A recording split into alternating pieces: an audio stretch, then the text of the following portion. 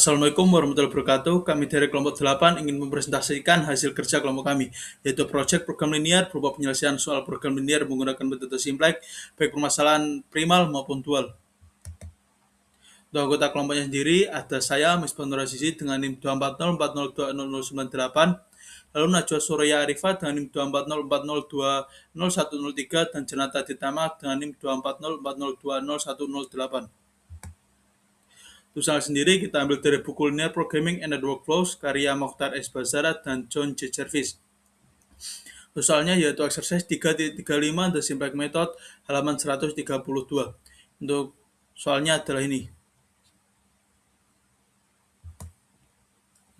Lalu untuk soalnya, find on basic visible optimal solution of the following problem. Maximize 11x1 plus 2x2 min x3 plus 3x4 plus 4x5 plus x6 subject to 5x1 plus x2 min x3 plus 2x4 plus x5 sama dengan 12 min 14x1 min 3x2 plus 3x3 min 5x4 plus x6 sama dengan 2x1 plus 1 per 2x2 min 1 per 2x3 plus 1 per 2x4 kurang dari sama dengan 5 per 2 3x1 plus 1 per 2x2 plus 1 per 2x3 plus 3 per 2x4 kurang dari sama dengan 3 untuk x1, x2, x3, x4, x5, dan x6 lebih dari sama dengan 0. Lalu kita rubah dua persamaan menjadi pertidaksamaan dengan tanda kurang dari sama dengan dan lebih dari sama dengan. Sehingga dua persamaan yaitu persamaan pertama dan kedua kita rubah. Untuk persamaan pertama yaitu 5x1 plus x2 min x3 plus 2x4 plus x5 sama dengan 12 menjadi 5x1 plus x2 min x3 plus 2x4 plus x5 kurang dari sama dengan 12 dan 5x1 plus x2 min x3 plus 2x4 plus x5 lebih dari sama dengan 12. Dan untuk persamaan kedua yaitu min 14x1 min 3x2 plus 3x3 min 5x4 plus x5 sama dengan 2 menjadi min 14x1 min 3x2 plus 3x3 min 5x4 plus x6 kurang dari sama dengan 2 dan min 14x1 plus min 3x2 plus 3x3 min 5x4 plus x6 lebih dari sama dengan 2. Kita susun menjadi persamaan baru. Lalu kita cari bentuk bakunya. Karena ini ada persoalan maximize, maka bentuk bakunya haruslah kurang dari sama dengan. Sehingga persamaan yang masih bernilai lebih dari sama dengan, yaitu persamaan kedua dan keempat, kita rubah menjadi kurang dari sama dengan mengkalikan negatif 1 di kedua ruasnya. Sehingga persamaan kedua menjadi min 5x1 min x2 plus x3 min 2x4 min x5 kurang dari sama dengan min 12. Dan persamaan keempat menjadi 14x1 plus 3x2 min 3x3 plus 5x4 min x6 kurang dari sama dengan min 12. Lalu kita kerjakan menggunakan metode simplex pada permasalahan primal. Program awalnya sendiri adalah ini. Karena bertanda kurang dari sama dengan, maka kita tambahkan dengan variabel select, yaitu S1 untuk barisan 1, S2 untuk barisan 2, X3 untuk barisan 3, S4 untuk barisan 4, S5 untuk barisan 5, dan S6 untuk barisan 6. Dan untuk fungsi tujuan kita tambah dengan S1, S2, S3, S4, S5, dan S6. Lalu kita masukkan ke program awal. Untuk nilai fungsi tujuan, kita taruh di atas sebagai CJ. Sedangkan untuk variabel select ini masih bernilai 0, sehingga di sini nilainya 0. Untuk CB yaitu konstanta basis bernilai 0, kita gunakan variabel select. Sedangkan untuk variabel dasar basis kita gunakan variabel select yaitu S1, S2, S3, S4, S5, dan S6. Lalu kita masukkan nilai dari program awal ini ke dalam tabel. Setelah masukkan ke tabel, kita akan mendapat ruas kiri itu menjadi nilai dari X1 sampai S6. Sedangkan ruas kanan itu menjadi nilai dari Q. Lalu kita hitung nilai ZJ Terlebih dahulu untuk CJ sendiri, sebagai contoh kita hitung CJ dari X1 itu dapat dengan CB baris pertama dikali dengan X1 baris pertama ditambah CB baris kedua dikali X1 baris kedua ditambah CB baris ketiga dikali X1 baris ketiga ditambah CB baris keempat dikali X1 baris keempat ditambah CB baris kelima dikali X1 baris kelima dan ditambah CB baris keenam dikali X1 baris keenam. Dan di sini CJ kita mendapatkan semua nilai dari X1 sampai S6 adalah 0, dikarenakan nilai CB masih 0. Lalu kita hitung CJ min CJ dengan cara nilai CJ itu kurangi dengan nilai CJ. 0 dikurangi 11 sama dengan negatif 11, 0 dikurangi 2 sama dengan negatif 2, 0 kurangi negatif 1 sama dengan 1, 0 kurangi 3 sama dengan negatif 3, 0 kurangi 4 sama dengan negatif 4, 0 kurangi 1 sama dengan negatif 1, 0 kurangi 0 sama dengan 0, dan seterusnya. Setelah itu kita ambil kolom kunci dengan cara mengambil nilai dari CJ min CJ yang paling kecil. Di sini paling kecil adalah negatif 11. Sehingga X1 adalah kolom kunci. Lalu kita lakukan perhitungan dengan cara nilai Q dibagi dengan nilai kolom kunci. Dan kita mendapatkan nilai ini. Ini digunakan untuk menentukan baris kunci. Sama seperti CJ min CJ, kita ambil baris kunci dengan mengambil nilai paling kecil. Di sini ada dua, yaitu negatif 1/7 dan negatif 1/7. Dan karena elemen kunci tidak boleh bernilai negatif atau 0, maka kita ambil baris keempat, yaitu negatif 1/7. Dan persilangan dari baris kunci dan dan kolom kunci adalah elemen kunci. Dan kita dapatkan elemen kunci adalah 14. Lalu kita hitung transformasi baris kunci. Caranya dengan membagi baris kunci dengan elemen kunci. Sehingga negatif 2 dibagi 14, 14 bagi 14, 3 bagi 14, negatif 3 bagi 14, 5 bagi 14, 0 bagi 14, negatif 1 bagi 14, 0 bagi 14, 0 bagi 14, 0 bagi 14, 1 bagi 14, 0 bagi 14, 0 bagi 14, dan kita dapatkan nilainya yaitu negatif 1/7, 1 3/14, negatif 3/14, 1/3, 0, negatif 1/14, 0, 0, 0, 1/14, 0, dan 0. Lalu kita masukkan nilai ini ke dalam baris 4. Dan kita rubah nilai dari VDB yang awalnya ini S4 menjadi nilai dari kolom kunci yaitu X1. Dan nilai CP-nya kita ganti dengan nilai CJ dari kolom kunci yaitu 11. Selanjutnya kita cari transformasi baris lain. Berbeda dengan transformasi baris kunci di mana kita tinggal membagi nilai baris kunci dengan elemen kunci. Pada transformasi baris lain, kita harus melakukan perhitungan dengan nilai pada baris lain. Kita ambil contoh baris 1. Berarti nilai pada baris 1 kita kurangi dengan elemen yang bersesuaian dengan elemen kunci. Elemen baris 1 yang bersesuaian dengan elemen kunci, sehingga pada baris 1 adalah 5 yang dikali dengan nilai pada baris tabel baru yang bersesuaian dengan baris kunci pada tabel sebelumnya. Sehingga pada hal ini, pada tabel 1, kita dapat untuk nilai Q itu adalah 12 dikurangi 5 dikali dengan negatif 1/7.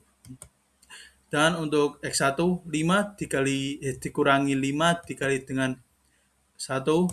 Untuk X2, 1 dikurangi 5 dikali dengan 3/14, dan seterusnya.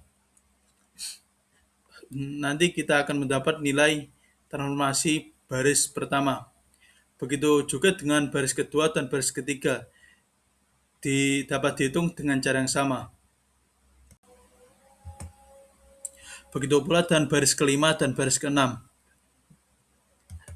Lalu setelah kita mendapatkan nilai baris 1, 2, 3, 5, dan 6, kita masukkan ke tabel baru, di mana baris keempat tadi sudah diisi lebih dulu dengan transformasi baris kunci.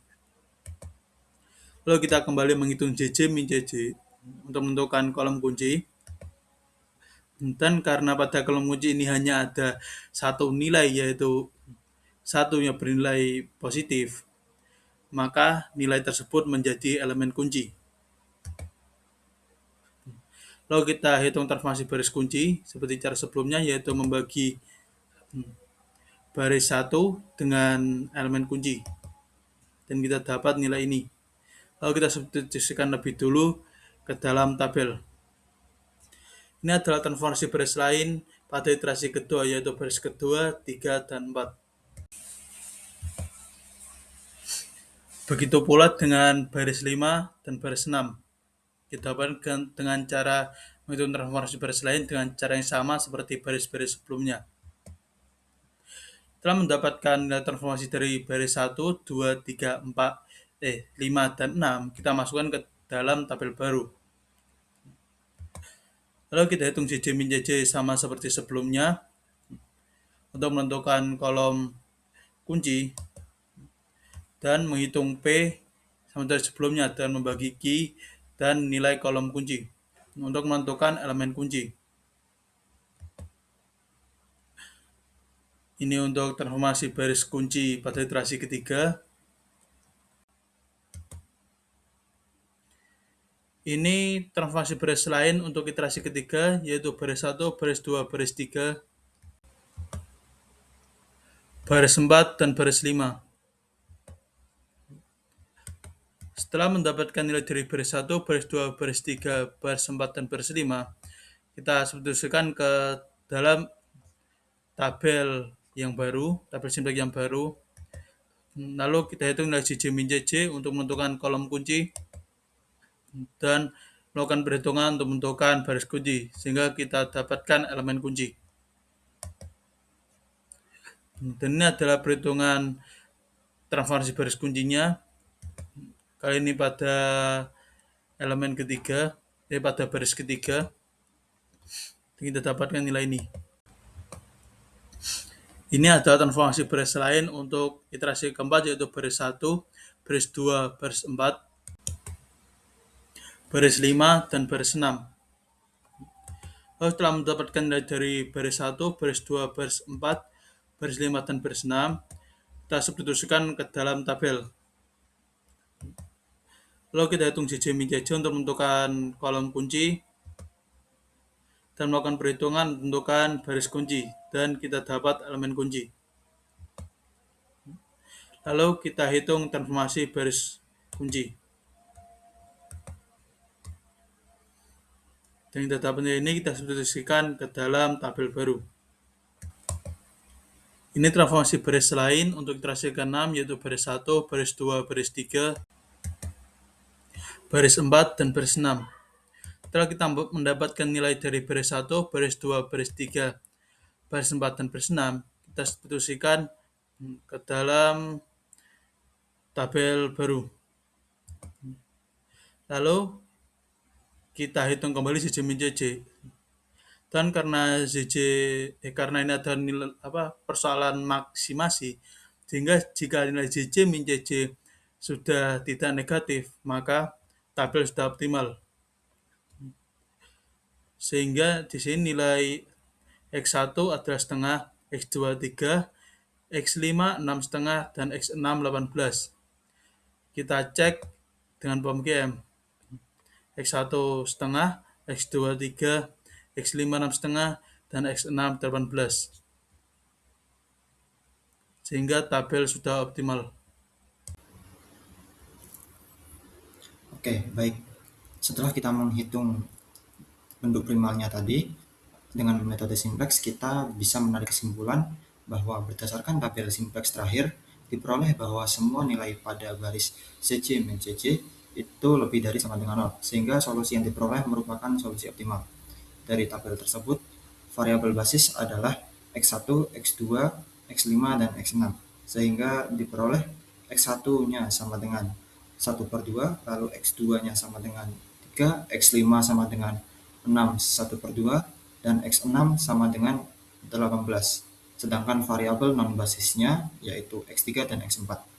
Sehingga X3 sama dengan 0 dan X4 sama dengan 0.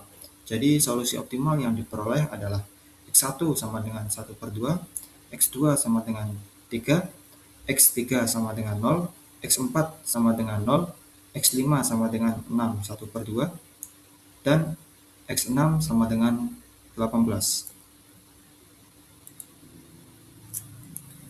Nah, dengan nilai optimum fungsi tujuan yaitu Z sama dengan 11X1 ditambah 2X2 dikurangi X3 ditambah 3X4 ditambah 4X5 ditambah X6.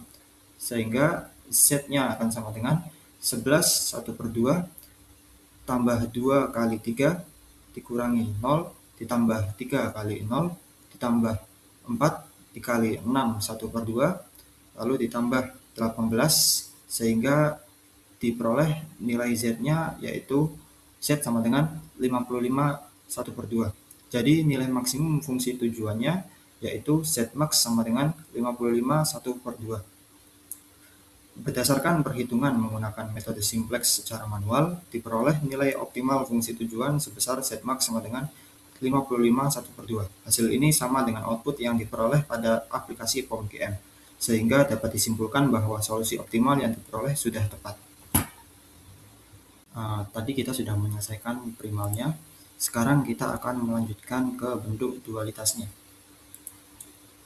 Jadi pertama-tama kita akan menyusun soal dualitasnya. Nah, tadi kita sudah ada bentuk primalnya, yaitu seperti berikut. Maximize 11X1 plus 2X2 min X3 plus 3X4 plus 4X5 plus X6. Yang dimana fungsi kendalanya yaitu 5X1 ditambah X2 dikurangi X3 ditambah 2X4 ditambah X5 kurang dari sama dengan 12. Lalu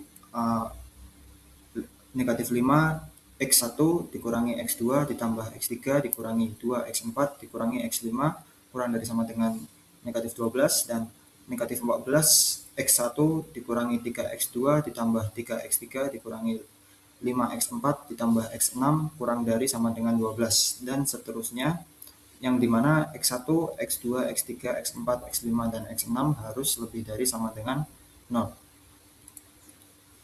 Nah, dari model matematika primal tadi kita bisa membentuk bentuk dualnya yaitu dengan cara mentranspos, sehingga yang tadinya bentuk primalnya yaitu maximize menjadi minimize, di mana minimize 12Y1 dikurangi 12Y2 ditambah 2Y3 dikurangi 2Y4 ditambah 5/2 Y5 ditambah 3Y6, yang mana harus memenuhi fungsi kendala yaitu 5Y1 dikurangi 5Y2 dikurangi 14Y3 ditambah 14Y4 ditambah 2Y5 ditambah 3Y6 lebih dari sama dengan 11, lalu Y1 dikurangi Y2 dikurangi 3Y3 ditambah 3Y4 ditambah 1/2 Y5 ditambah 1/2 Y6 lebih dari sama dengan 2, dan seterusnya, yang dimana Y1, Y2, Y3, Y4, Y5, Y6 harus lebih dari sama dengan 0. Nah, di sini program awalnya kita akan pada bagian CJ tadi kita kalikan dengan negatif 1, sehingga kita kerjakan dengan metode maksimasi. Nah, di sini nilai CJ-nya itu adalah koefisien dari Y1, Y2, Y3, Y4, Y5, dan Y6 pada fungsi tujuan tadi. Sehingga di sini koefisien Y1 yaitu 12 kita kalikan dengan negatif 1 sehingga menjadi negatif 12. Lalu negatif 12 kita kalikan dengan negatif 1 menjadi 12, dan seterusnya sampai yang terakhir, koefisien terakhir yaitu positif 3 kita kalikan dengan negatif 1 sehingga menjadi negatif 3. Lalu pada fungsi kendalanya kita tambahkan variabel surplus. Karena tadi bentuknya itu lebih dari sama dengan, maka kita fungsi kendala yang pertama kita menjadi 5Y1 dikurangi 5Y2 dikurangi 14Y3 ditambah 14Y4 ditambah 2Y5 ditambah 3Y6 dikurangi S1 ditambah XA sama dengan 11. Lalu fungsi kendala yang kedua menjadi Y1 dikurangi Y2 dikurangi 3Y3 ditambah 3Y4 ditambah 1/2 Y5 ditambah 1/2 Y6 dikurangi S2 ditambah XB sama dengan 2. Dan seterusnya sampai fungsi kendala terakhir, yaitu Y3 dikurangi Y4 dikurangi S6 ditambah XF sama dengan 1. Nah, setelah kita mendapatkan fungsi kendala dan fungsi tujuan yang baru, kita masukkan ke tabel program awal. Di sini CJ-nya kita masukkan di atas, yaitu negatif 12, 12, negatif 2, 2, dan seterusnya. Lalu koefisien dari S1 sampai S6 dari fungsi tujuan tadi yaitu 0, lalu koefisien dari XA yaitu negatif M. Lalu kita masukkan bagian CB-nya itu yaitu negatif M, dan VTB-nya yaitu XA, XB, XC, XD, XE, dan XF. Nah, dari fungsi yang kita sudah dapatkan tadi, kita masukkan ke dalam tabel, lalu kita hitung ZJ dan ZJ min CJ-nya. Yang pertama-tama kita menghitung ZJ, yaitu ZJ dari Y1 negatif 8M, lalu 8M, 18M, negatif 18M, dan seterusnya, sehingga ZJ min CJ-nya itu negatif 8M dikurangi negatif 12, sehingga menjadi negatif 8M plus 12. Lalu selanjutnya 8M dikurangi 12, sehingga menjadi 8M dikurangi 12, lalu 18M dikurangi 2, sehingga 18M plus 2, dan seterusnya. Nah, di sini selanjutnya kita akan memilih kolom dan baris kunci. Pertama-tama kita akan memilih kolom kunci terlebih dahulu. Di sini yang ZJ min CJ-nya paling negatif, yaitu negatif 18M dikurangi 2. Karena M merupakan bilangan yang sangat besar, sehingga jika dinegatifkan maka dia akan menjadi bilangan yang sangat kecil. Sehingga negatif 18M dikurangi 2 merupakan bilangan negatif terkecil di sini. Nah, ini merupakan kolom kuncinya.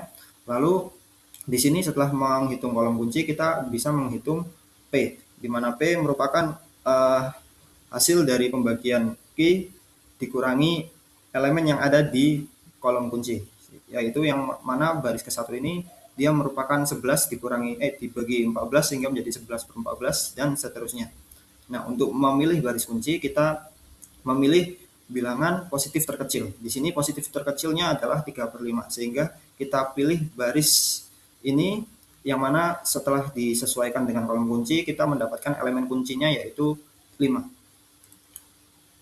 Nah, dari program awal tadi kita bisa membentuk tabel baru, yang mana tabel 1, yang mana tadi baris elemen-elemen yang ada di baris kunci ini kita bagi dengan 5, yang mana 5 merupakan elemen kunci, sehingga semua elemen di baris kunci kita bagikan dengan 5, sehingga menjadi 3/5, 2/5, negatif 3, negatif 2/5, negatif 1, dan seterusnya. Baik, setelah kita menemukan baris yang ada di elemen baris yang bersesuaian dengan elemen kunci, kita akan mencari transformasi baris lain. Di sini yang belum ada yaitu baris 1, baris 2, baris 3, baris 5, dan baris 6. Dan di sini untuk baris satunya itu cara mencarinya yaitu dengan mengurangi dari elemen yang ada di baris 1, yaitu ini 11, dikurangi dengan elemen yang bersesuaian dengan kolom kunci, yaitu di sini elemen yang bersesuaian dengan kolom kunci pada baris 1 yaitu 14, dikurangi karena dia merupakan kolom ke-1 maka dikali 3/5, sehingga di sini hasilnya yaitu 11. 11 ini merupakan elemen yang ada di baris 1 lama, lalu dikurangi dengan 14, yang mana 14 ini merupakan elemen yang bersesuaian dengan kolom kunci yaitu 14 ini, dan dikali dengan 3/5. 3/5 ini karena dia merupakan kolom ke-1 maka kita dikalikan 3/5 ini, sehingga menjadi 13/5. Lalu untuk baris 1 seterusnya seperti itu, yang berubah hanya ininya saja, hanya 3/5, lalu 2/5 merupakan kolom kedua dan kolom selanjutnya. Lalu untuk baris kedua kita juga sama, yang mana untuk mencari transformasi baris lain pada baris kedua itu kita sama seperti tadi, dengan cara elemen yang ada di baris 2 lama ini dikurangi dengan elemen yang bersesuaian di baris 2 yaitu 3, dikali dengan elemen yang ada di baris kunci yang sesuai dengan kolomnya. Misal kita mau cari kolom ketiga, maka kita menggunakan negatif 2/5, sehingga di sini didapat transformasi baris lain pada baris kedua yaitu 2 dikurangi 3 kali 3/5 sama dengan 1/5 dan seterusnya. Lalu untuk baris ketiga juga seperti itu. Baris kelima dan baris keenam juga sama seperti itu caranya. Sehingga didapat tabel baru yaitu seperti ini. Nah, untuk selanjutnya caranya sama seperti tadi, kita akan mencari dulu baris kunci dan kolom kunci sehingga kita mendapatkan elemen kunci. Di sini pada iterasi ke-1 itu kita dapat diketahui bahwa nilai Cj min Cj yang paling kecil itu yaitu negatif 2/5M dikurangi 2/5, sehingga ini kolom yang ada di S4 ini merupakan kolom kunci dan kita menghitung P-nya yaitu hasil dari pembagian Q dibagi dengan elemen yang bersesuaian dengan kolom S4 ini, sehingga di sini yaitu 13/14. Lalu selanjutnya juga 1/3 dan seterusnya. Nah, untuk mencari baris kunci sama seperti tadi, kita mencari bilangan positif yang terkecil, yaitu di sini adalah 1/3, sehingga ini merupakan baris kuncinya. Setelah ditemukan baris kunci dan kolom kunci, kita menemukan elemen kunci, yaitu 3/5. Dengan cara yang sama, kita bisa membentuk tabel kedua, yaitu dengan mencari baris kunci baru dan transformasi baris lain yang bersesuaian dengan elemen kuncinya tadi. Nah, ini merupakan tabel iterasi kedua. Lalu kita cari lagi baris kunci dan kolom kuncinya, yaitu di sini kolom kuncinya itu kita dapatkan yang paling kecil itu negatif 3, 1/3M dikurangi 2/3. Lalu di sini P-nya kita dapatkan bilangan positif terkecil itu yaitu 5/14, sehingga didapat elemen kuncinya yaitu 4, 2/3. Dengan cara yang sama kita bisa menentukan dan membuat tabel baru. Di sini kita sudah masuk ke iterasi ketiga. Iterasi ketiga kita dapatkan Cj min Cj yang paling kecil yaitu ada di kolom Y1 ini, yaitu negatif 1, 3/7 M plus 12, 5/7. Sehingga ini merupakan kolom kunci dan baris kuncinya kita dapatkan yang P-nya merupakan bilangan positif terkecil yaitu 2, 1/5. Sehingga didapat elemen kuncinya yaitu 5/14. Nah, ini caranya sama dan seterusnya. Iterasi keempat kita dapatkan bilangan Cj min Cj yang paling kecil itu yaitu di kolom Y3, yaitu negatif 4M ditambah 35, 3/5. Sehingga didapat kolom kuncinya ini dan baris kuncinya yaitu bilangan positif terkecil 9/14, sehingga elemen kunci di iterasi keempat yaitu 2, 4/5. Lalu kita dapatkan bentuk iterasi kelima. Di bentuk iterasi kelima ini kita dapatkan kolom kuncinya itu yaitu kolom pada Y6 dan baris kuncinya itu yaitu baris pertama.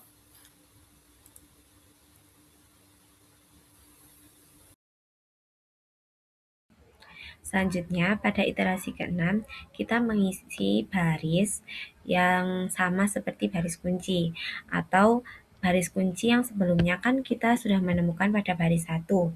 Maka kita mengisi terlebih dahulu baris 1. Nah, cara untuk menentukan baris 1 pada iterasi ke-6 ini adalah dengan cara baris 1 pada iterasi sebelumnya atau baris kunci kita bagikan dengan elemen kunci yaitu 1/7. Lalu kita masukkan ke baris pertama. Nah, untuk VDB ini adalah kolom kunci yang sudah kita tentukan itu berada di kolom Y6. Maka VDB kita ganti menjadi Y6. Lalu CB-nya adalah CJ dari Y6 yaitu min 3. Lalu kita isi baris elemen-elemen di baris pertama dengan cara yang sudah saya bilang tadi, dan kita menemukan hasil yaitu 1/2, 0, 0, dan seterusnya seperti tabel berikut. Lalu setelah itu kita mengisi baris lain yaitu baris 2, 3, 4, 5, dan juga 6 dengan cara untuk yang pertama baris 2 terlebih dahulu. Baris 2 pada tabel sebelumnya, ini untuk baris 2 pada tabel sebelumnya kita kurangi dengan perkalian elemen di baris 2 yang bersesuaian dengan elemen kunci di baris 1 dengan baris 1 pada tabel di iterasi 6 ini atau tabel yang baru. Menghasilkan untuk baris 2 menghasilkan 2, 0, 0, 0, dan seterusnya. Dan untuk VDB dan CB-nya itu masih sama karena kita hanya mengubah yang di baris kunci saja gitu. Dan menghasilkan ini. Begitu juga untuk mencari baris lain untuk baris 3, 4, 5, dan juga 6. Nah, setelah itu kita menentukan ZC-nya. Nah, untuk menentukan ZC itu masih sama seperti sebelumnya, yaitu CB dikalikan Q, CB ditambah CB dikalikan 2, jadi min 3 dikali 1/2 ditambah 0 dikali 2 ditambah min M dikali 1/2 dan seterusnya. Untuk yang iterasi ke-6 ini untuk ZC-nya tidak perlu dicari, tidak apa-apa. Jadi kita mulai mencari dari Y1. Nah, CB dikalikan elemen yang berada di elemen yang akan kita cari dan dijumlahkan. Dan menghasilkan ZC-nya yaitu min 12, 12, min 2, dan seterusnya. Lalu kita mencari ZC min CC.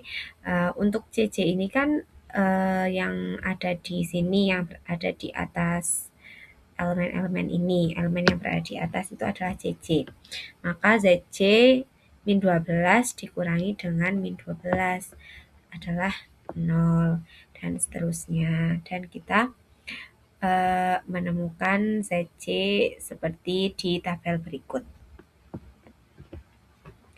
Selanjutnya, kita mencari seperti sebelumnya, yaitu kolom kunci dan juga baris kunci. Nah, untuk mencari kolom kunci masih sama, yaitu kita mencari pada baris ZC min CC yang paling negatif.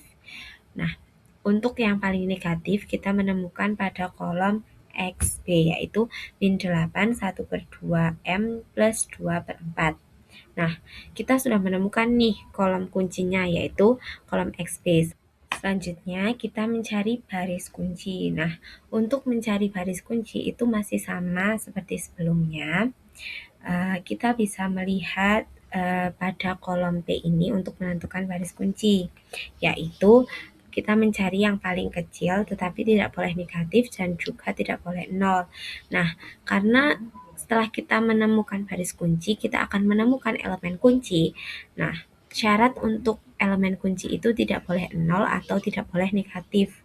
Maka dari itu, ketika kita memilih P yang paling kecil, kita tidak boleh menemukan pertemuan antara baris kunci dan kolom kunci yang negatif atau 0. Nah, kita melihat dari P ini yang paling kecil adalah 1/16.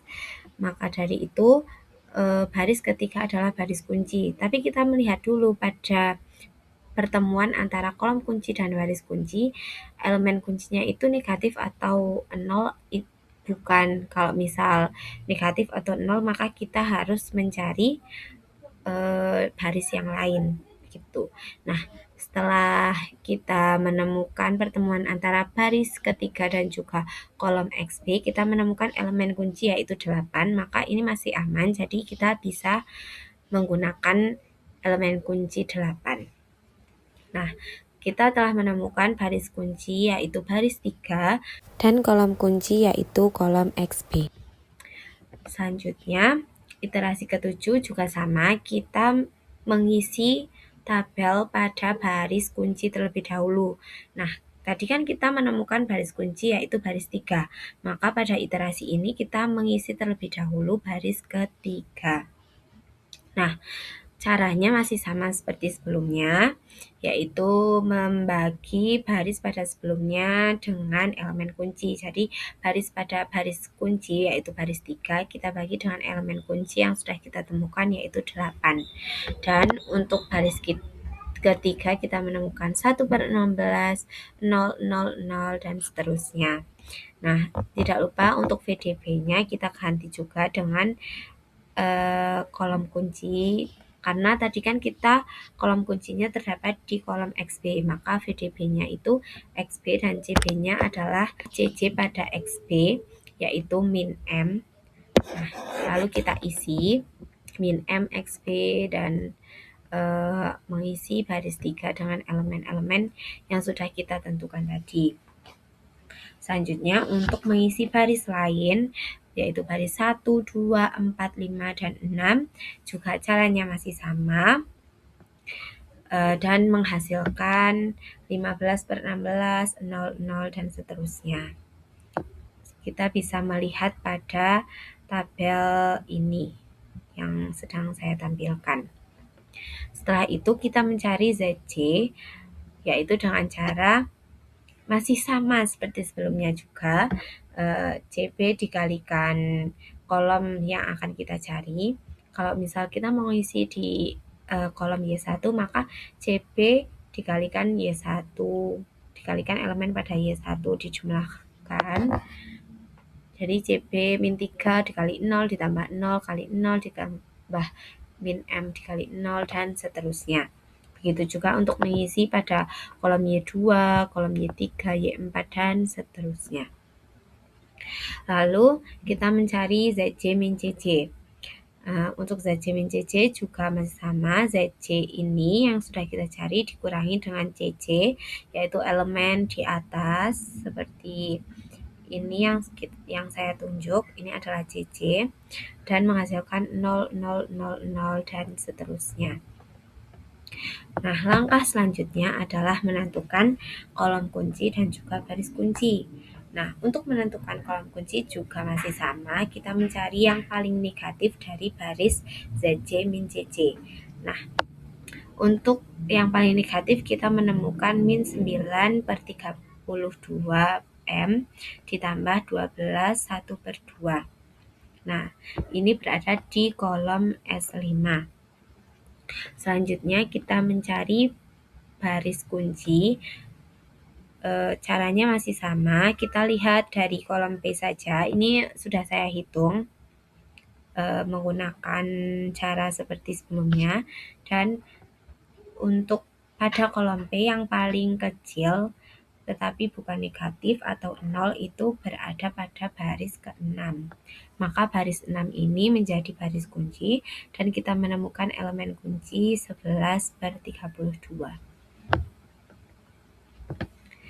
Selanjutnya iterasi 8 kita mengisi baris 6 terlebih dahulu karena pada tabel sebelumnya baris 6 adalah baris kunci, dan caranya masih sama, membagi baris sebelumnya dengan elemen kunci, menghasilkan baris ke-6, 5/11, 0, 0, dan seterusnya. Ini seperti pada tabel.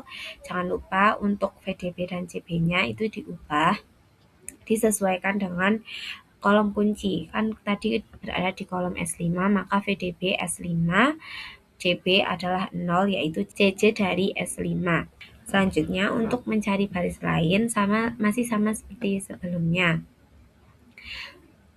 Caranya yaitu dengan misal kita akan mengisi baris 1 terlebih dahulu. Baris 1 pada tabel sebelumnya dikurangi dengan perkalian elemen di baris 1. Ya, baris 1 pada tabel ini kita kurangi dengan elemen di baris 1 yang bersesuaian dengan elemen kunci. Jadi kan kita misal akan mengisi dari Q dulu ya, Q pada baris 1. Nah, kita melihat Q pada tabel sebelumnya yaitu 15/16, kita kurangi dengan elemen di baris 1 yang bersesuaian dengan elemen kunci, yaitu 1/16 dikali baris ke-6 yang sudah kita cari, yaitu 5/11 gitu. Jadi untuk caranya seperti itu dan menghasilkan seperti pada tabel berikut. Selanjutnya kita menentukan kolom kunci dan juga baris kunci dengan mencari ZC terlebih dahulu. Masih sama untuk mencari ZC dan menghasilkan min 12, 12, min 2, 2, min 1/11 M, min 5, 2/11, dan seterusnya. Dan ZC min CC yaitu 0, 0, 0, 0, dan seterusnya. Nah, kita menentukan kolom kunci dengan mencari ZC min CC yang paling negatif, dan kita menemukan yang paling negatif yaitu min 2/11M plus 1 7/11. Nah, ini berada pada kolom S1. Maka ini menjadi kolom kunci. Selanjutnya kita mencari baris kunci. Kita melihat, langsung saja kita melihat pada kolom P. Ini sudah saya hitung ya sebelumnya. Pada kolom P yang paling kecil tetapi tidak boleh negatif, yaitu 1/2. Nah, maka baris 3 ini menjadi baris kunci dan kita menemukan elemen kunci yaitu 2/11. Selanjutnya, untuk iterasi selanjutnya, kita seperti sebelumnya, kita mengisi baris yang sama dengan baris kunci. Nah, tadi kan baris kuncinya berada di baris 3, maka kita mengisi baris 3 terlebih dahulu dengan cara masih seperti sebelumnya, yaitu di baris 3 pada tabel sebelumnya dibagi dengan elemen kunci. Maka menghasilkan 1/2, 0, 0, 0, 0, dan seterusnya. Lalu kita mengisi baris-baris lain dengan cara seperti sebelumnya dan menghasilkan pada baris 1 yaitu 1, 0, 0, dan seterusnya. Pada baris 2 yaitu 2, 1/2, 0, 0, dan seterusnya. Dan kita bisa melihat pada tabel berikut. Selanjutnya kita mencari ZC dengan cara yang sama juga dan menghasilkan min 12, 12, min 22, min 6, dan seterusnya. Lalu mencari ZC min CC menghasilkan 0, 0, 0, 0, dan seterusnya. Nah, kita langkah selanjutnya mencari kolom kunci dan juga baris kunci.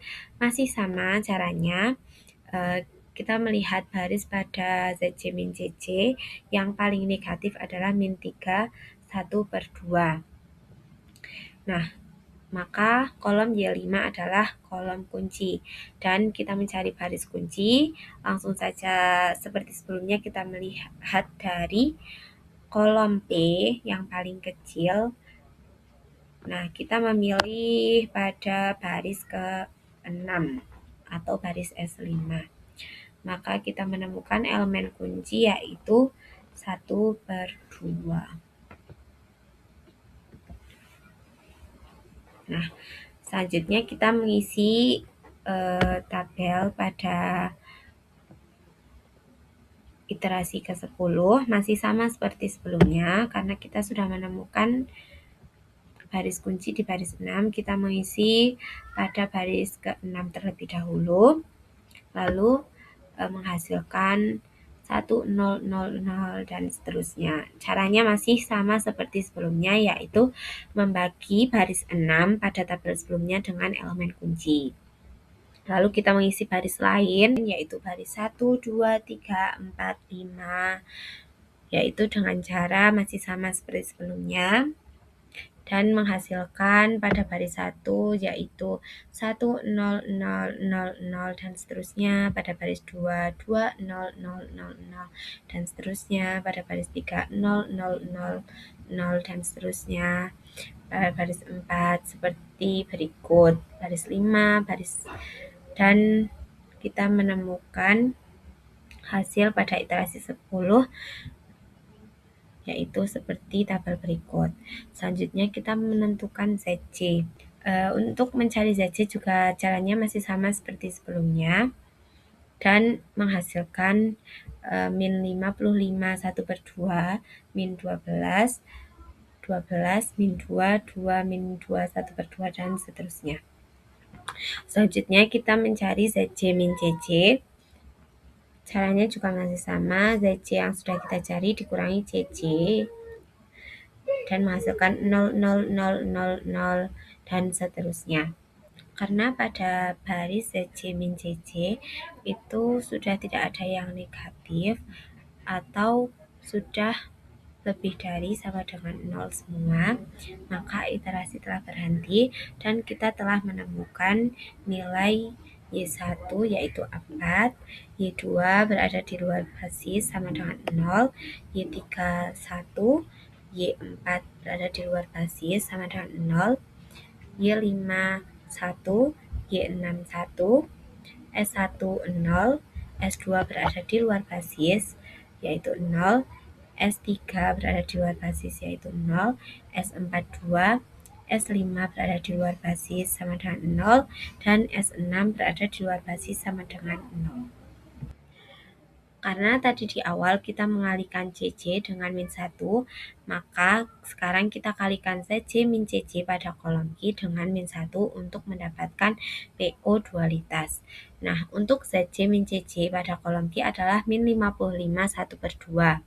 Kita kalikan negatif 1, yaitu menjadi 55 1/2. Maka PO dualitasnya adalah 55 1/2. Selanjutnya kita mencari penyelesaian dualitas dari tabel primal. Sebelumnya kita kan sudah mencari tabel primal seperti berikut. Nah, ini untuk hasil tabel primal yang terakhir dan menghasilkan seperti berikut. Kita bisa mengilustrasikan seperti berikut. Untuk yang bagian kiri adalah bagian maksimum atau tabel primal dari tabel optimal primal, dan yang bagian kanan adalah minimum atau dari dualitas. Kita bisa melihat S1 di primal atau maksimum itu bersesuaian dengan Y1 di minimum atau di dualitas. Begitu juga untuk S2 bersesuaian dengan Y2, X1 bersesuaian dengan S1, dan seterusnya.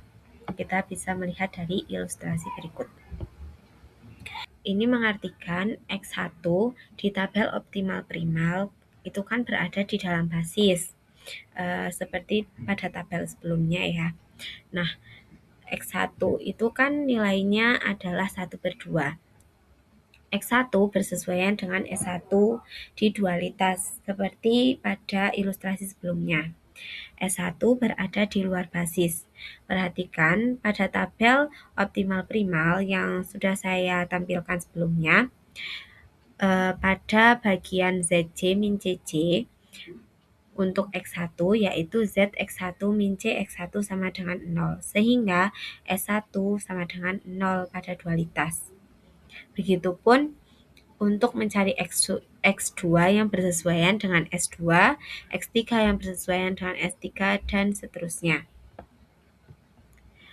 Begitu juga untuk mencari S1 yang bersesuaian dengan Y1, S2 yang bersesuaian dengan Y2, dan seterusnya. Kita bisa membaca sendiri seperti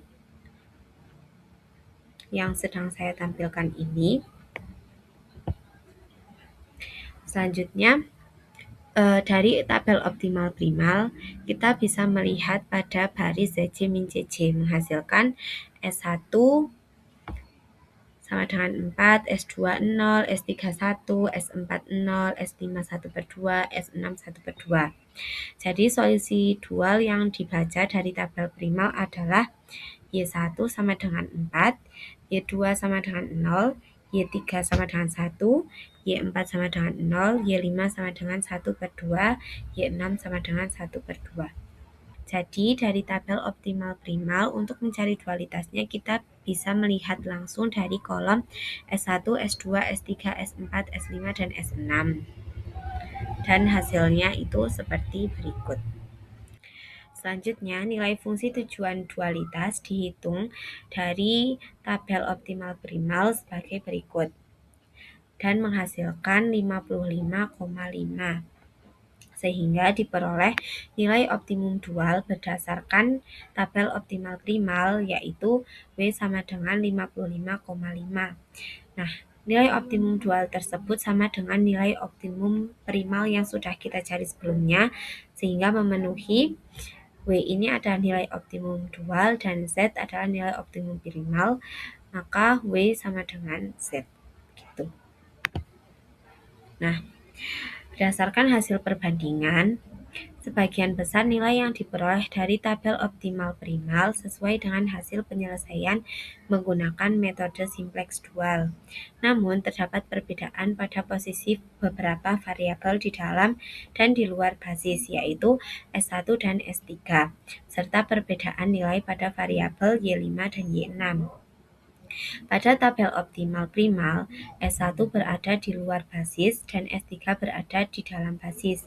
Sedangkan pada hasil simplex dual diperoleh S1 berada di dalam basis dan S3 berada di luar basis. Nilai Y5 dan Y6 yang diperoleh adalah Y5 sama dengan 1/2 pada tabel optimal primal, sedangkan Y5 pada simplex dual adalah 1. Dan Y6 adalah 1/2 pada tabel optimal primal, sedangkan Y6 pada metode simplex dual adalah 1. Perbedaan tersebut tidak mempengaruhi nilai optimum yang diperoleh karena permasalahan ini memiliki solusi optimal ganda atau multiple optimal solution. Hal ini ditunjukkan oleh nilai optimum primal dan dual yang tetap sama, yaitu optimum primal sama dengan nilai optimum dual sama dengan 55,5. Dengan demikian, solusi yang diperoleh melalui metode simplex dual tetap valid meskipun nilai beberapa variabel dual berbeda dengan solusi dual yang diperoleh dari tabel optimal primal. Selanjutnya kita mengecek dari dualitas menggunakan POM-QM.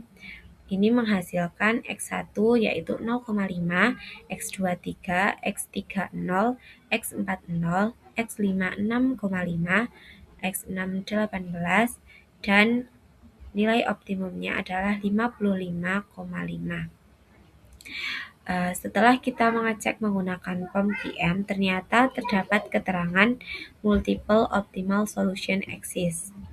Ini seperti kita lihat di gambar. Jadi penyelesaian itu lebih dari satu dan hasil pengerjaan dual secara manual menggunakan metode simplex tadi adalah salah satu penyelesaiannya. Cukup sekian dari kelompok kami. Semoga apa yang telah kami sampaikan dapat bermanfaat. Terima kasih. Wassalamualaikum warahmatullahi wabarakatuh.